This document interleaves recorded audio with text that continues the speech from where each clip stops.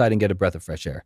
That's not like some special air. That's the regular air that's already kind of dirty. But your indoor air is so much worse than your outdoor air because homes since the 70s, since the energy efficiency movement, we've been trying to save money, keep the warm in the winter, keep the cool in the summer. So the problem is energy efficiency is completely at odds with environmental health because we're basically building these homes that are like wrapped in they're basically little Tupperware boxes wrapped in saran wrap. So homes don't breathe very well. So you have all the outdoor pollutants that come in because that's where our air comes from outside. We have all these indoor pollutants that we then trap inside.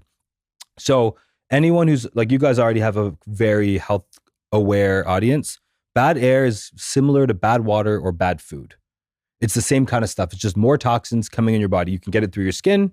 You can get it through your mouth. You can get it through your nose. It's the eating, drinking, and breathing are the biggest three ways, followed by absorption, that bad things get into us. So when people spend 95+% of their time indoors in these little Tupperware boxes, they're really stewing in it.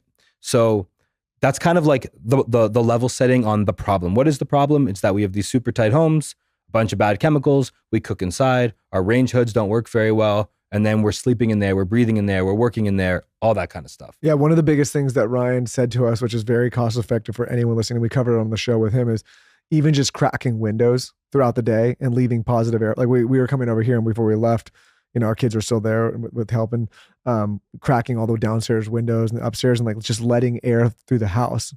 And I wasn't conscious of it until he mentioned, I was like, wow, there's so many times at home, like people just don't crack a window.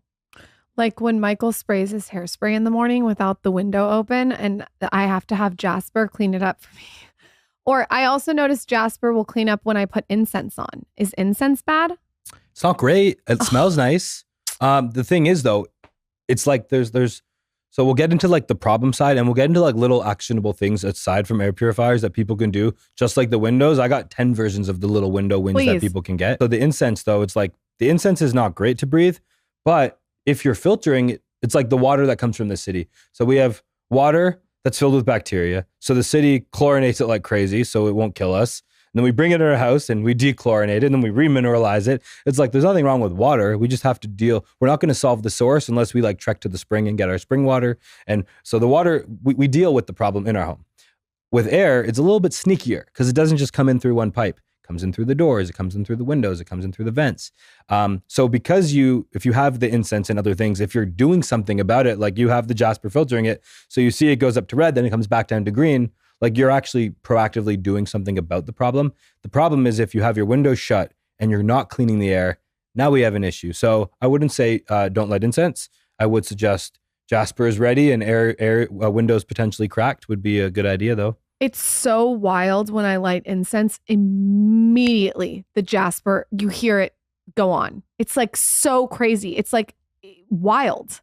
So it's kind of the same. Cooking is very similar. Yeah, cooking, same thing. And the thing that most people don't know about, they think about air has an isolated issue in the problem. So they think about the range hood is just to get the bacon out. It's not. If you have a cast iron pan with high quality olive oil and asparagus, it will still kick up. And you think it's just in the kitchen. But if you have a Jaspr or another air sensor in baby's bedroom in a 5,000 square foot house, even in the bedroom within a few minutes, that one will turn red too.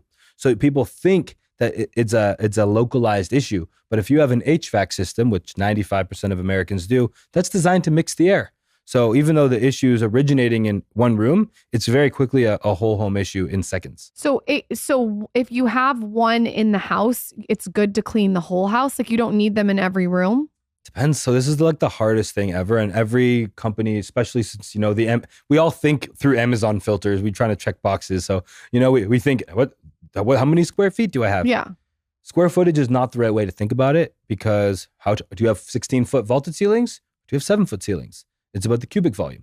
Do you have 7 little rooms that are compartmentalized or is it one big open space? So the way I explain it is like one Jaspr in a room probably cleans the air in that room about 95%. So let's say an average bedroom with no air quality, no air filtration, it will have about 800,000 particles in that room between 0.3 microns and 10 microns. So that could be anything from hair cells, skin cells, shockingly, a high amount of insect parts, mold, allergens, pet dander, all the dust mites. Typically, if we are cleaning the air in that room, within about 2 to 3 hours, the air is about 97% cleaner in that room. and it's about 20 to 25% cleaner in the rest of the house. So if somebody has one in each bedroom, one or two in the main living room, now each room is being addressed.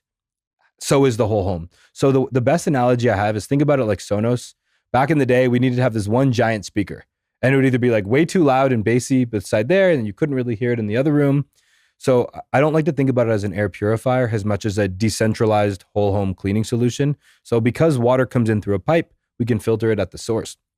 Because air is coming in through all the rooms, we could have one air filter in the furnace. In fact, we spent 2 years trying to develop that first.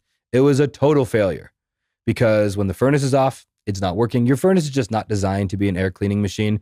You put a filter on it, it ends up choking out the airflow. It's not the way to go. We wanted it to be, because how elegant would that have been? Just attach it to the furnace and we're good to go. Didn't work at all. So we're I think about Jaspr sort of like Sonos, where it's like a decentralized situation, and it's sort of cleaning in each room, and it allows it to be quiet in every room but still effective. Is more the way to kind of think about it. You mentioned a bunch of hacks that you have, like opening the window. What are some other things that people can do today, right now, for free? Okay, so a big one. So if someone, carbon dioxide is a big problem. So most homes and buildings weren't really designed like level that's setting. That's the sensor you have over there right now. That's the sensor over there. He's got a It's sensor. called an A Rannell. Just a CO2 sensor. Okay. They're all, CO2 is looking pretty good in here though. Yeah. it's great. 744. You guys have good air in here. And I think that's why you're like, if you didn't have this environment, you'd be getting so fatigued so quickly. Hey, 'cause So you asked us there's- when you came in how we have the stamina. We got that good air in here. Yeah, you do have good air in here. So go ahead to get a carbon monoxide. So carbon dioxide, Carbon CO2, dioxide. being aware of the area, it all starts from awareness. When someone can flip, like once we grew up, we just called water water. And then at some point it was like, there's filtered water. And then now when you drink tap water, you're like, I could taste the chlorine. I can taste bad water. So you've trained like the sensors on your tongue, which is what they are, to detect bad stuff. Huh. So now you can use your own senses to detect and get a breath of fresh air. That's not like some special air. That's the regular air that's already kind of dirty, but your indoor air is so much worse than your outdoor